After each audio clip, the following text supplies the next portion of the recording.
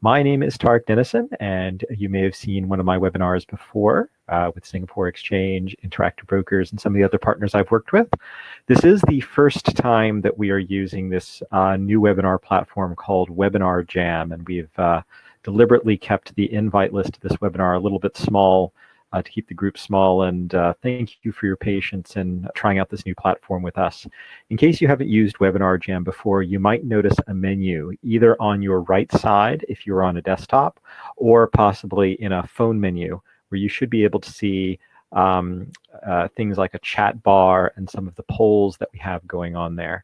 If you'd like to go ahead and test it, you can go on to the chat section and just quickly type a Y or yes or hello to let me know that you're there. That way we can see that you're there. You will have the option to either send to everybody or send just privately to me. This will be how you'll be able to send your questions. You can type questions to me at any time, and I will answer all the questions at the end rather than as we go. At the same time, please also notice that there's a poll section here where today we have 2 poll questions, just so I can know a little bit more about who you are and what you're looking to get out of this presentation, specifically on IRA and 401k strategies. So even though I have named it Expat 401k and IRA strategies, really what we're talking about here are US 401k and IRA strategies for anyone who lives outside the United States. Now that may not necessarily be an expat. It could be a US taxpayer who is living either temporarily or long-term outside the United States, maybe never worked in the United States, always lives outside the United States, but still pays US taxes. But it also includes non-resident aliens. So for example, if you are not a US person or your spouse is not a US person, but maybe worked in the US for a while and has a 401k plan or an IRA account there, we will be spending a little bit of time today talking about strategies for what to do with that in the most tax efficient way possible. So before we get on with the details, I first want to show a brief disclaimer. Nothing in this presentation is to be taken as investment advice. Just because I am an investment advisor, this presentation alone does not constitute one-on-one investment advice and does not create an advisor-client relationship if you are not already a client. Even, of course, if you are a client, things you discuss with me one-on-one are going to be different than things you hear in this presentation. Also, please be reminded that we do not give tax or legal advice. I am sharing information here about IRAs and US taxes based on my own experience, and I believe it to be current, but nothing in here is tax advice. And we do recommend you consult with your own tax advisors for specific tax advice and take what we say here as guidance from what I've seen working with IRA accounts. Also know that since we were talking about investing involves risk, including the risk that you may lose some or all of the money you invest. Now, who am I? For those of you who may not know me already, my name is Tariq Dennison. I am a trust and estate practitioner and a certified financial planner here in Hong Kong. I run a Hong Kong-based and US registered wealth management firm called GFM Asset Management LLC in the US, registered with the US Securities and Exchange Commission, and a Hong Kong Type 9 licensed asset management firm, GFM Group Limited, licensed here in Hong Kong. I've been in the market since 1998, working at a variety of top-tier banks, and have a master's in financial engineering from the University of California at Berkeley. In addition to my full-time job running my wealth management practice, I, of course, enjoy teaching especially the next generation, and I am a visiting lecturer of fixed income and alternative assets at ESSEC Business School in Singapore. My main focus is on the US-Asia corridor. I live out here in Asia because it's a varied and very interesting market with lots of growth opportunities here. But of course, I'm also American, and I maintain contact with Americans who want to invest in Asia and those living in Asia that have investments back in the US. And my book, if you'd like to look it up, is titled Invest Outside the Box, Understanding Different Asset Classes and Strategies. And you can find it on Amazon or wherever you get your ebooks. So the goals of this presentation, largely I want to dispel lots of misinformation and of course answer some of the frequently asked questions I get about US IRA and 401k plans. So first of all, I want to answer why bother. As I found in my 10 years living out here, many Americans living in Hong Kong, many Americans living outside of the US don't bother putting money into their IRAs, and as a result leave thousands of dollars of US taxes on the table every single year that many of them could be saving. And at the same time, too, with 401k plans. Most of the time when I'm talking about 401k plans out here, I'm talking about 401k plans that Americans have back in the US, or even non-Americans have back in the US for when they work there. But I also help set up 401k plans and defined benefit plans for clients who, for various reasons, want to save in a US qualified retirement plan when they are out here. I'm then going to talk about a few key IRA facts specific for 2020. So usually we will be giving some annual updates on numbers and other details that change year to year for IRA limits. There's a special delay this year having to do with the CARES Act in response to the coronavirus, which is one reason I'm holding this event now. The deadline for making your 2019 contributions has been extended to July 15th. So now, as of this webinar, you have one more month to make your contributions for 2019. And of course, you can also make your contributions to 2020 if you like. And that's part of what I'll be covering. I also want to answer questions on, can you contribute to an IRA from abroad? Short answer is yes, but there are a few conditions that you need to meet in order to do so. I've been getting a lot of questions from people who seem to not understand the rules or seem to think that you cannot have an IRA when you're abroad. That's not true, or it's not, at least not entirely true. I'll discuss some of what you need to do in order to be able to make those contributions. Also, what should you do with a 401k or IRA that's back in the US? Some strategies for how to invest it and when to leave it there or when to start withdrawing it. And when we talk about withdrawal, I'm going to be talking about withdrawal strategies. Now, usually there are different goals here, but really the goal is to get as much money net of tax out of the account as possible, whether it's now or later. Now, if you're in a high tax bracket now, you'll want to use it as a deferral vehicle for as long as you can. Whereas if you're a non-resident alien and you're approaching your 59.5th birthday, you might look to take it out once you're in a tax favorable jurisdiction. That's something that we can discuss. I'll also try and help give you a clear idea of what to do next in general with your US retirement plan, whether it is a 401k, an IRA, a defined benefit, or whatever other type of qualified plan you may have. Now, I want to start off with answering the question of why. Why should you use an IRA or 401k plan? The simplest answer is to simply have more money in the future net of tax. Now, the reason I say it this way is that sometimes the goal is I just want to pay less tax. And I would say, well, if you had a choice to have $50 in your pocket and pay no tax, or to have $75 in your pocket net of $25 of tax, most of us would choose to have the $75 net of the $25 of tax.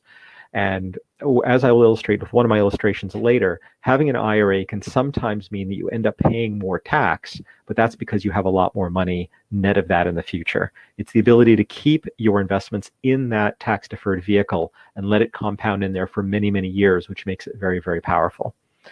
So that's reason number one. Reason number two is, let's say that you're working here in Hong Kong. Here in Hong Kong, we have a 15% flat tax, very low taxes on salaries.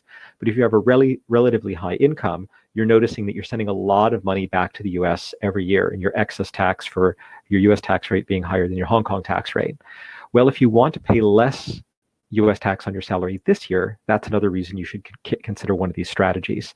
Now, if you have an IRA, IRA contribution limits are relatively low, $6,000 to $7,000, whereas other types of plans will let you contribute a lot more depending on what your income is.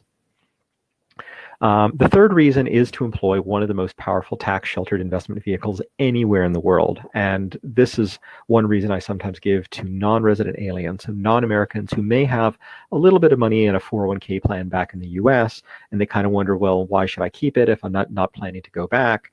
Well, if you plan to have any investments in the US, one of these plans is by far the best places to keep those investments because it's entirely tax-free while it's in the plan, compared with if a Hong Kong resident that is not a US person makes an investment in US stocks, there's a 30% withholding tax on any dividends that come back that way. So whether you're a US person or not, do you realize that this is a very powerful tax shelter that's worth looking at the powers of before you decide not to use it? So some key IRA facts for 2020. So as I mentioned earlier, the 2019 contribution deadline has been extended to July 15th of this year. That's unusual, and that was under the CARES Act, specifically due to the coronavirus. Almost every other year, it's around April 15th of the following year. Now, this is for your 2019 contribution. You can also make your 2020 contribution anytime in 2020, and according to the current schedule, anytime up to around April 15th of 2021. So if you happen to have the cash right now, you might find it useful to make both 2019 and 2020 contributions now. Now, whether or not you're eligible depends on your income, and whether or not you'd want to also depends on your tax situation. But we'll talk about that in a bit. Now, your limit for these contributions is $6,000 US if you are under the age of 50, or $7,000 US if you are 50 years of age or above for 2020. And that's the same as it was for 2019. So it's the same for both years' contributions. Now, I say these are the limits. The limit is also the lesser of this, or whatever your unexcluded earned income is. So if you had a job and you only made $1,000, you can only contribute $1,000. All of the money has to come from work or from salaries. It cannot be investment income or rental income or income from other sources. These plans are made for people who work to save money from your work in order to save for retirement. Now, as mentioned, $6,000 or $7,000 may not seem like a lot, but the next step that we look at is something called a SEP IRA. Now, SEP just stands for Simplified Employee Pension. I often get the question from incorrectly. Some who incorrectly believe that SEP stands for Self-Employed Pension. It's not necessarily for self-employed. If Microsoft wanted to set up a SEP IRA for all their employees, they could. The reason they don't is that SEP IRAs are very, very inflexible. They require you to make the same percentage contribution to every employee's account. So really, they tend to make sense for smaller businesses, but it doesn't necessarily mean self-employed. You could do this for a partnership. You could do it for a small company where you have 10 employees and you just want to put 15% or 10% in every employee's account, including yours. And then the limit of that is up to $57,000 US per year. So if you run a one-man consulting firm, for example, this could be the simplest and easiest way to get a much larger amount into a tax-deferred retirement account and save a lot of US tax along the way. Now, the limits for SEP IRAs and 401ks are similar, but not exactly the same. And the reason I include it down here is that for 401k plans, there's an employee portion and employer portion.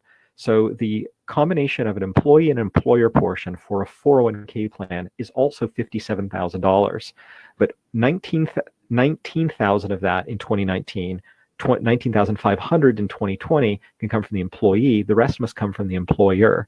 And then in a 401k plan, if you are 50 or above, you can add an extra 6,000 in 2019 or 6,500 in 2020.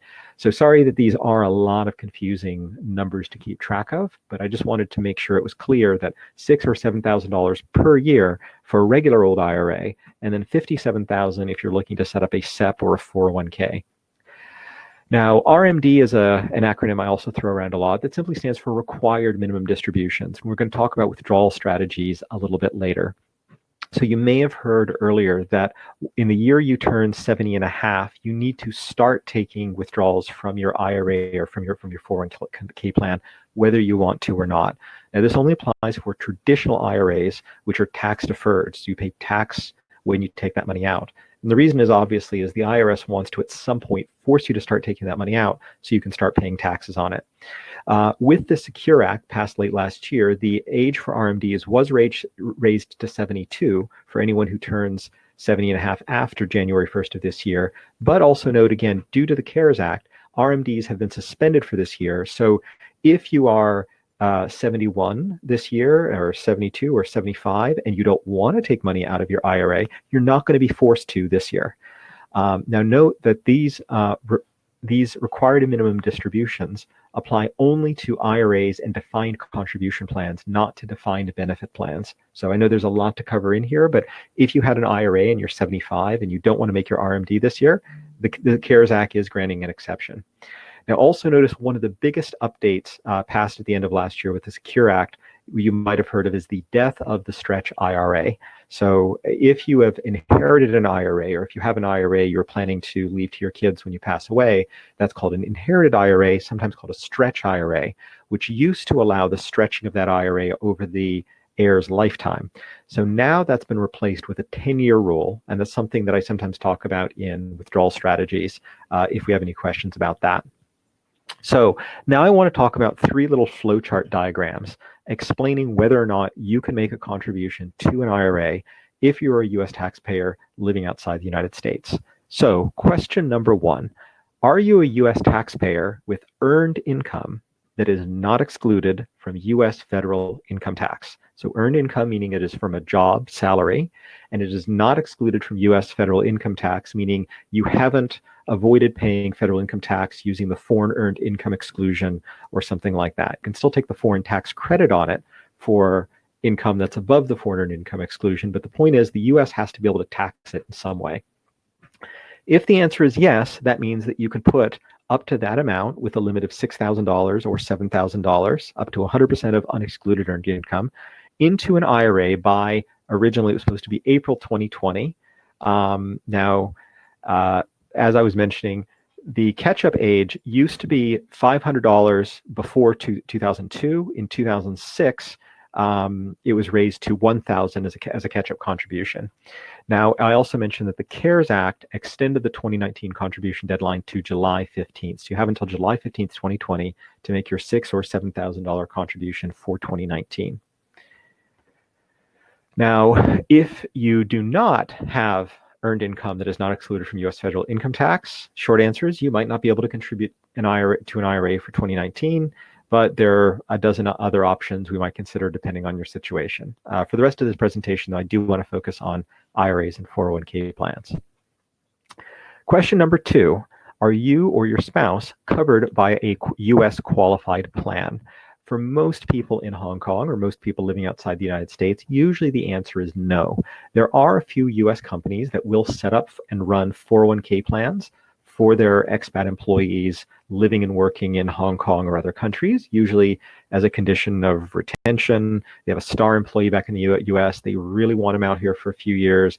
If they don't offer a 401k plan, then employee might not come out. So they keep that 401k plan either running in the US, or sometimes they will set one up here. Technically, a 401k plan can be set up by any company anywhere in the world. What is required, though, is a US trustee. Most companies here don't do that. So chances are, if you just have an MPF or an ORSO here in Hong Kong, those are not qualified plans. So those do not count, and your answer to that question would be no. Now, if you're not qualified by a qualified plan at work, what that means is regardless of your income, even if you make $1 million a year, your IRA contribution should be tax deductible in 2020. That means that everything that you put in there will lower your US federal income taxes. Now, even though I say that might be good news for your 2020 income tax deduction, I still suggest you talk to your HR about setting up a qualified plan for 2021. Simple reason is that it will let you put a lot more money into it. It will provide more asset protection. There will be a lot more advantages to having a full-fledged 401k, SEP IRA, or other qualified plans set up rather than just putting $6,000 or $7,000 a year in an IRA. Now, if you are covered by a US qualified plan at work, if you've worked in the US and you thought, I have a 401k, so I can't contribute to an IRA, this is what you might have run into earlier. The next question is your adjusted gross income less than either $196,000 if you're married filing jointly, $124,000 if you're single, and sorry, you won't be able to do this if you are married filing separately. But if the answer is yes, you can do what's called a front door Roth IRA. You can just simply take that $6,000 or $7,000. It will not save you any tax this year, but once you put the money in and leave it in there for 5 years, all the growth and everything in that account will be able to be taken out completely tax-free when you withdraw it. So that's a fairly important consideration if you can't take the tax deduction now, but you want to have a tax-free withdrawal at maturity. Now, if the answer is no, you might have thought I was going to say you couldn't do it, but in fact, the only difference here is front door Roth IRA versus the back door Roth IRA. A backdoor Roth IRA is simply a two-step version of getting money into a Roth IRA. Simply what you would do is you would make a contribution into a non-deductible IRA, which is a more complex type of IRA, but it's something that we do.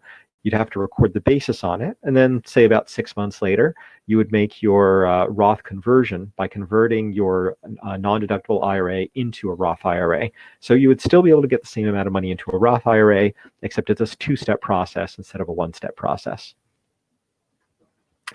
Question number 3, are you married filing jointly with a non-working spouse? So really what I'm getting at here is that if you're the breadwinner, or let's say your spouse is the breadwinner, but the other spouse is not working, there is something called a spousal IRA. And this is specifically made so that a non-working spouse would also be able to have a retirement plan, put aside 6,000 or 7,000 US dollars every year during a working career, and be able to have I would say, a comfortable retirement account when it adds up at the end. So right now, pretty much ever since 1998, the spousal IRA contribution limit has matched that of the primary contributor. So if your spouse can put in $6,000, the spouse can put in $6,000, and vice versa. This was only $250 a year from 1977 to 1997, for those who are interested in the background on it. Now, if you are not married filing jointly with a non-working spouse, and there are several reasons for this. Either, well, you could be not married, or maybe you're married to a foreign spouse. So, for example, my wife is not American. I file as head of household. So she doesn't need an IRA, but one of the things I consider as a strategy is making gifts. So now you probably know about gift tax exclusions. You can give anybody 15,000 US dollars a year as a gift, without being subject to gift tax and without eating into your lifetime exclusions. But if you have a foreign spouse, that is one exception, where if you're married to an American, you can give unlimited gifts. But if you're married to a non-American, in 2020, you can give gifts of $157,000 without eating into your annual gift tax exclusion. And then that gets it into the account of a non-American who is not subject to US income taxes. So the least romantic thing I've ever called my wife is my $157,000 a year Roth IRA, which she doesn't find terribly romantic. But that said, it's one way of thinking about tax planning when you have an American married to a non-American. Now, the next thing I put down here at the bottom is I say, if you do this, you might also want to consider something called a QDOT. I won't go into QDOTs in detail in this presentation, but basically what it is it's a qualified domestic trust. It's an estate planning tool if you want to leave money to a foreign spouse and allow it to remain invested before estate taxes come due on it. So given the high estate tax exclusions, it might not apply unless you have a relatively large estate, but it's something we can talk about in more detail if you're interested. So I've mentioned the $6,000 or $7,000 limit several times. Many people start to lose interest. They say, well, that's very little. Why do I want to bother? But I just want to talk about how even $6,000 or $7,000 a year can really add up over time, say even over a decade. I mean, obviously, back of the envelope math, $6,000 a year, every year for 10 years, is $60,000 in contributions with a little bit of investment gains. That could easily be over $100,000. So that by itself is nothing to sneeze at. But the illustration here, I want to assume that you started working in 1974. So that was the year ERISA passed. It was the year IRA accounts started becoming possible. And you can go look and see what the contribution limits were at that time. When IRA accounts started in 1974, the limit was $1,500 a year you could put in. The limit is now $6,000 for anyone under the age of 50. Now I'm going to assume that we're not doing any spousal IRAs and we're not doing any catch-ups. So we're just putting in what that limit is for the under 50s for every working year from 1974 until now. So someone who started working, say when they were 20 and they're 65 now, what would their retirement account have grown to over that period of time? I'm also going to be making the assumption that they invested in a simple S&P 500 index fund. So over the 45 years, if you add up all of these contributions, they would add up to a total of $137,000 over a 45-year working career. Now this chart here with the red and blue bars shows how that would have grown in an IRA account or 401k account with the tax deferral versus in a taxable account where you would have had to pay annual taxes on dividends and gains and rebalances every single year. And this is what I said earlier, that one of the main goals of this is not necessarily to pay less tax, but is to have more money net after tax. Because if you look all the way at the right at the last bars, you'll notice that with all that tax deferral over time, you have more than twice as much money. So instead of about $800,000, you have almost $2 million in the IRA account because of the tax deferral. So even if you pay 25% of that in tax, to throw a number at it, bring it down to $1.5 million, you would have ended up paying a lot more tax to the IRS, but you would still end up with about $700,000 more than if you didn't use that tax shelter going along. Now, of course, I made some very rough assumptions here, but it gives you an idea of how having that tax shelter, how having 0% withholding tax, 0% capital gains taxes year after year after year really lets you benefit from the power of compounding. Now, I use the example of the S&P 500. Those of you who followed my talks on investing know that I'm not the biggest fan of the S&P 500. I'm a big critic of the S&P 500 as an index. But I wanted to, of course, let you know that in your IRA or 401k, you should have at least a dozen different investment options, if not thousands. And what I'm showing here is that we have 3 different mutual funds now run by DWS, for which I had track records going all the way back to 1960. So it's basically US equities, international equities, and bonds. What might surprise you looking at this is that over the past 60 years, whether you invested in US stocks or foreign stocks, the end result as of today would have been almost the same. Now, from about 1975 to 2000 or so, international stocks did quite a bit better. It was only very, very recently, it's over the past 10 years, that the US has been the 3rd best performing stock market in the world. Only Kenya and Jamaica outperformed the US over the past 10 years. Almost every other market that MSCI tracks was outperformed by the US over the past 10 years. So I also look at the S&P 500 and think that was a run that we're probably not going to see repeated, but that's why I look at many, many different markets, including small US companies, Chinese companies, Japanese companies, for opportunities of where to get our next bit of returns. So we talked a little bit about the structure. If you've got a 401k back in the US, or if you have an IRA, whether you've contributed to it from here or you have it back there and you haven't done anything with it, the next question is what to do with it. So there's some key differences between a 401k or 403b plan, and those plans, whenever you see those are always with an employer.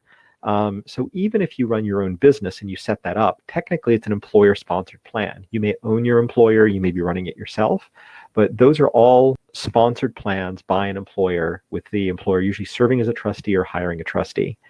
The next type of plan, which I put in the next category, is what's called a rollover IRA. And the reason I put these two side by side is a rollover IRA is a special type of IRA made for you to transfer your 401k or 403b into, with the intent that if you go to another employer, you would be able to roll it back to one.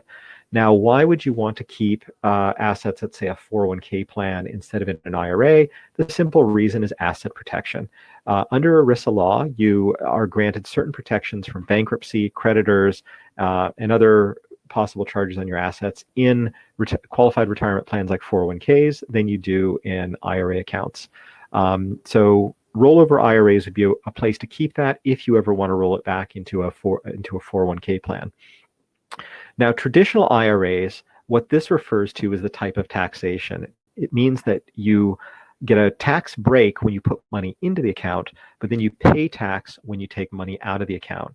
A rollover IRA is usually going to be a traditional IRA if you rolled it over from a traditional 401k plan. There is such a thing as a Roth 401k plan. We're going to talk next about Roths, and those could go to, say, a Roth rollover IRA or vice versa. So there's lots of combinations of these things that I'm talking about. Now, that was that term Roth that I just mentioned. Now, originally there was the Roth IRA, and now there's also what's called the Roth 401k plan, which has been around for a little over 10 years now. Technically what it is a 401k plan that has a Roth option. And what that means is that you pay tax when you put money in. So the money that goes in is after-tax money. You didn't save any money, any tax this year when you put the money in, but once it goes in and it stays there for 5 years, all the growth and gains and withdrawals, once you take them out, are fully tax-free.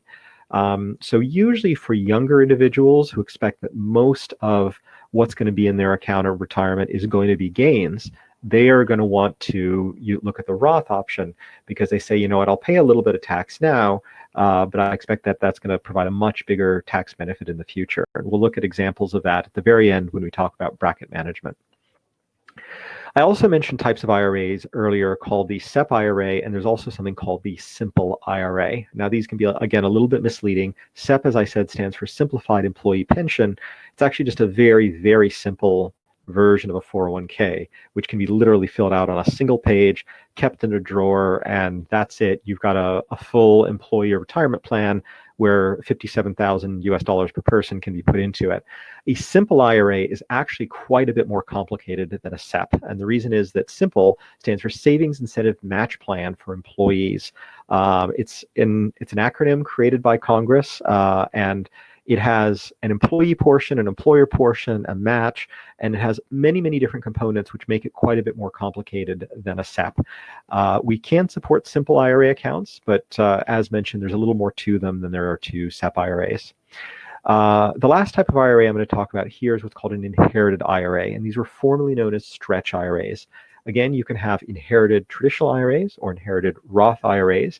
The difference is the tax treatment, but what makes it different than your own IRA is that RMDs, required distributions, really start right away. So usually they would have started based on your life expectancy and would stretch out over time. Now there's a 10-year rule where you have 10 years before you have to take the whole thing out, even if you're only 25 years old.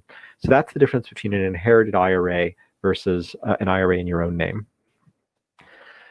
Now, what can you do with your IRA or 401k back in the US? Option one is if the plan is good, if the fees aren't too high, if you're happy with the funds, if you can get good access to it and control it as you need, you can, of course, always leave the plan where it is. As you can guess, one of the reasons that I'm doing these videos, one of the reasons I'm educating the market on this, a big part of what I do, a big service I provide is helping clients transfer their IRAs and 401k plans from places that they're not too happy with it. They're not getting good access, good service. They can't see what's in it. I can help consolidate them into an account that I can manage, that we can see, that the client can ask me about, with many, many more investment options, usually much better results than just leaving it with their old employer or leaving it with a broker that they're not happy with. But if you are happy with it, you can, of course, leave it where it is. There's no reason to have to close a plan just because you've left the United States. So option two, the one that I mentioned, is you can roll over or transfer it to consolidate it into a self-managed or an advisor-managed account. So self-managed means you yourself will be logging in and making all the trades and all the investment decisions. Advisor-managed means a professional advisor like me would be taking control of your account, making the investment decisions, making sure that if a dividend is paid, that it's either reinvested or that you know about the cash and you can make the withdrawals, providing advice and basically providing care management of the account to ensure that it's invested and you're getting proper returns from it. So usually this will involve opening a new IRA account, and most IRA platforms will require that you have a US address of some form, even though you're living outside the United States. And there are various solutions for it, really depending on your situation. If you have questions about that, obviously, please do send those questions my way. Now, one step up from that, as I mentioned, if you not only want to be able to keep the tax-deferred account, but you either want extra asset protection benefits or you want to be able to contribute much higher amounts, you can also sponsor your own new employer plan. Now, this might be easier for you if you run your own small business, but even if you are at a relatively large company and you're, let's say, an influential US taxpayer at your company, you have some clout with your HR, with your management there, you can go to your HR and say, I would like to set up a 401k plan for our Hong Kong office or for our employees living overseas. So I mentioned the difference between a SEP, a simple, a 401k plan is really a more robust version of it. And yes, there is still such a thing as a defined benefit plan, because we mentioned the difference between making $6,000 to $7,000 contributions on your own, $57,000 US dollars a year for a SEP or 401k plan. And if you're a really high income individual, defined benefit plans can let you contribute hundreds of thousands of dollars a year. They are a little bit more expensive and quite a bit more complicated to set up, but they are still very much a thing, usually for high income individuals who want to really get the maximum amount of tax deferral in current years. The next thing, of course, we need to do is we need to look at how your account is invested.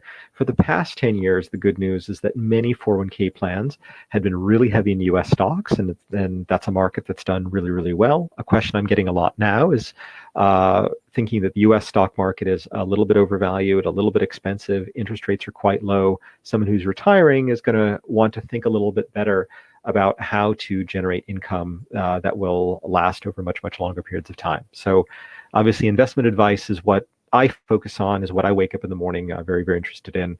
And that's the part that I'm doing all of this so that we can all get to that part. And of course, not to forget is that once you get to that age, we also need to plan your withdrawal strategy. Now, I mentioned to that age, non-resident aliens will ask me even long before they turn 59 and a half about withdrawing their IRAs and 401k plans. And so really what we do is we sit down and we do the math about how much would the penalties and taxes be of withdrawing it now versus keeping it invested and withdrawing it later, especially if you are living in Hong Kong now and plan to move to a jurisdiction with a more favorable treaty. So talking about investment options, I often look at two different buckets of investment options that are better for IRAs versus investment options that are better kept in your taxable account. So on the left, the investments that are better for your IRAs are typically anything which is really, really tax inefficient. So if you held it in a regular taxable account, you pay high current taxes every year on it. So these would especially be, say, taxable high yield bonds, that pay high rates of interest, and that could be subject to your highest tax bracket. Also, stocks that pay dividends. Now, qualified dividends are subject to lower tax rates than ordinary income or interest income, but that is still something to consider if you've got that kind of income and you've got a choice of which account to put in your IRA or 401k. One type of stock that I do like including in IRAs are real estate investment trusts. So these are listed on stock exchanges and they pay dividends that are never qualified dividends. These are all dividends that are taxed as ordinary income. And for that reason, they make perfect sense to put into an IRA account. Now, the important thing to watch out for is that anything that you buy in an IRA account should not have a K1. Because that will create something called UBI, which is something that you don't want in your IRA. That's why I put anything with a K1 on the right side of this bucket. Also, if you have an active currency or option strategy or future strategy, that works, anything that generates a lot of short-term gains, those are the types of things you also want to put in your IRA. If you have any hedge funds, gold, certain types of alternatives, basically anything that's tax inefficient and doesn't issue a K1, put that in your IRA.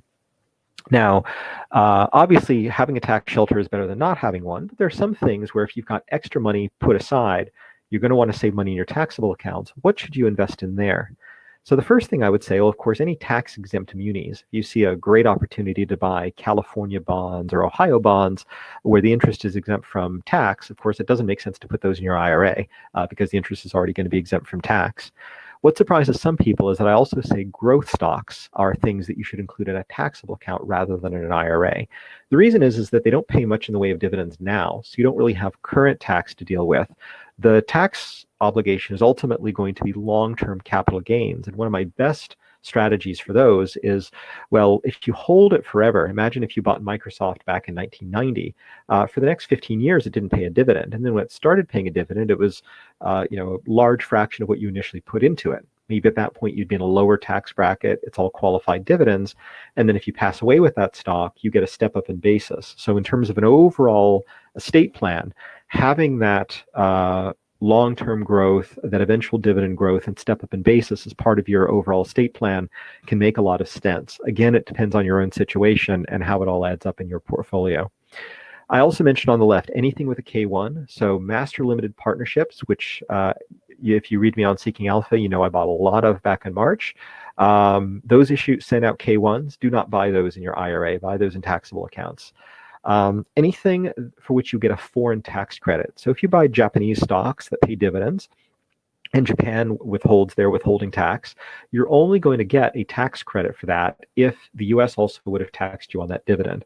So if you hold foreign stocks that pay dividends and there's a foreign tax credit, do those in your taxable accounts so that you can actually benefit from that tax credit. Same thing with depreciable real estate. You can only take a depreciation deduction in a taxable account where you are actually paying taxes. It doesn't really make much sense in your IRA account. Now, withdrawal strategies. You've got this IRA, you've done the strategy we talked about earlier. Let's say you've got $1 or $2 million in this, and you're approaching age 59 and a half, or you're 55 or 65. What do you do with it now? Under the current rule is that there's a 10% penalty for early withdrawals before age 59 and a half with exceptions, and I should probably put star, star, star next to those exceptions. Roth IRAs, for example, you can take out the principal without a penalty on the principal. I believe there have been waivers on penalties for certain things taken out this year under the CARES Act. In general, I tend not to look at that because in most cases, I obviously like to keep money in IRA or 401k plans as long as possible, because after all, it's a very powerful tax shelter. Let's try and use that as much as we can rather than taking it out too soon. Now, if you're a U.S. taxpayer, part of your calculation is also going to be tax bracket management. You're going to look at what's your tax bracket this year versus what do you expect your tax bracket to be in the year you take it out, whether it's next year, 5 years from now, 10 years from now, and do your calculation to see under which case you would have more money in your pocket after tax. So in the next few slides, we're going to be looking at traditional bracket management versus Roth bracket management. And another thing which I'm not going to cover here, it's another topic altogether, are Roth IRA conversions. So Roth IRA conversions is when you take a traditional taxable Roth IRA and turn it into a Roth IRA so that you pay tax once this year, but then you never have to pay taxes on it again. All the further growth and withdrawals are 100% tax-free. I mentioned this is an RMD solution because Roth IRAs and Roth 401k plans are not subject to required minimum distributions. When you turn 72, the IRS is not going to force you to take your money out of your Roth because you've already paid tax on it. They're happy to let you keep it until the day you die, and then once your heirs inherit it, they will have to start taking that money out within 10 years. But that's for that point.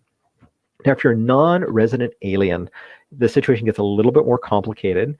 You should look at whatever the treaty withholding rates are, as well as estate tax consequences of having a US IRA account based on the taxes also of where you live. So if you live, say here in Hong Kong, there is no treaty, but there's also no tax on withdrawing from an IRA. Really what you have to worry about is what the US is going to withhold on your withdrawals, and also any estate tax of holding that US asset if you pass away with more than $60,000 in it. So overall, depending on your health, for most non-resident aliens, I often suggest waiting until at least age 59 and a half so that 10% penalty is not an issue. I also say, let's look at all the different jurisdictions you might be living in and try and plan on doing that when you are in a jurisdiction with the most favorable treaty with the United States. So if you live in Hong Kong, let's say, and you were planning to go retire in Thailand or in Korea or in the UK, each one of those countries may have a more favorable treaty than Hong Kong. Obviously, you want to be careful on what the taxes are in the jurisdiction you're moving to, but that's part of your overall plan. Since we do sometimes worry about what are the estate taxes of having more than 60,000 US dollars for a non-resident alien in a US situs asset. Sometimes we look at having life insurance that goes up to the age of 59 and a half in case you pass away and have to pay that tax before then, especially if you're in good health now. And then after 59 and a half, we'd be planning withdrawal strategies rather than having to worry about US state taxes at that point. So I mentioned bracket management. The whole math of tax savings is the blue bar on the left is your income this year, and it shows what is your income taxed at all the different tax brackets it might be subject to. So the first X amount of your income at the very bottom is taxed at 0%. That's your standard deduction or your itemized deductions and so on. And then you're in the 10% bracket and then 20% bracket. These are all round numbers, by the way. And then if you're a really high income earner, your top $100,000 of income might be taxed at the 30% bracket. It's $30,000 of tax. That could be quite a bit of tax there. So the idea of having any kind of traditional IRA or 401k for which you get a deduction this year is to reduce that income. So if you're able to take a $10,000 deduction at 30%, you've basically just saved $3,000. Now you've saved that this year. What's going to happen when you ultimately pay those taxes in the future? Your goal is you're going to want to spread it out over several future years where you're ideally going to be in a lower tax bracket, where say a good chunk of that might be 0%, might fall under your standard deduction. So you've saved $3,000 of tax in 1 year, and rather than having to pay it back in the future, you're actually going to be paying a much, much lower rate or possibly even a zero rate in future years. So that's the essence of traditional IRA bracket management when you're taking a deduction now and trying to pay taxes at a lower rate later. The reverse is really the rationale behind what I call Roth IRA bracket management. And that's why this diagram shows Roth IRAs are usually ideal for younger savers who may have lower income, lower tax brackets this year, but have a lot of time to really let that account grow to a very, very large account. So in this example, I showed on the left that your income might not reach into the highest tax bracket. You might only be paying, let's say, 20% tax on your income.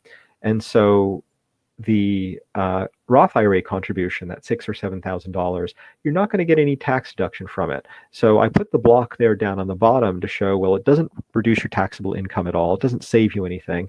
It's just coming out of your savings this year and you're putting it into this account. Now, where does it go? The reason that I've colored all these blocks up here in gold is that they are gold-plated protection against that 30% tax.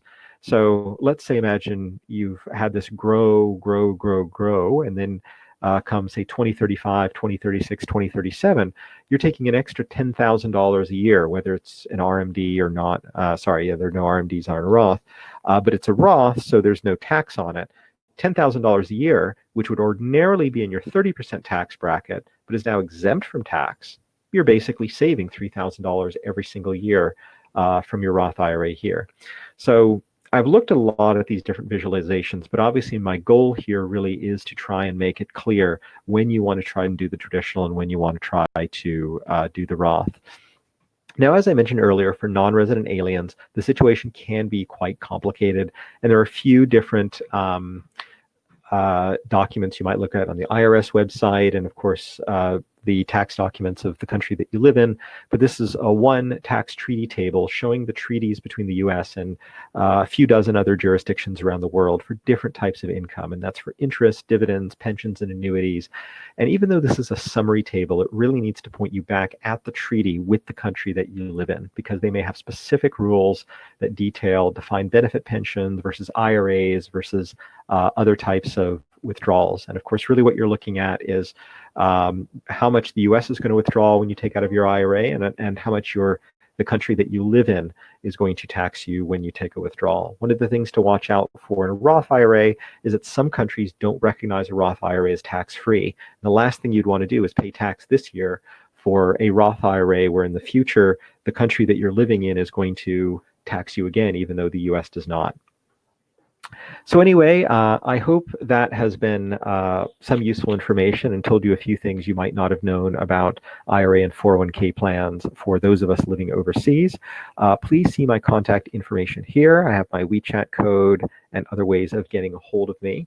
I'm going to go ahead and check the chat section right now and see if there are any questions here. Okay, it's got a question there, private question, answered at a stage for review.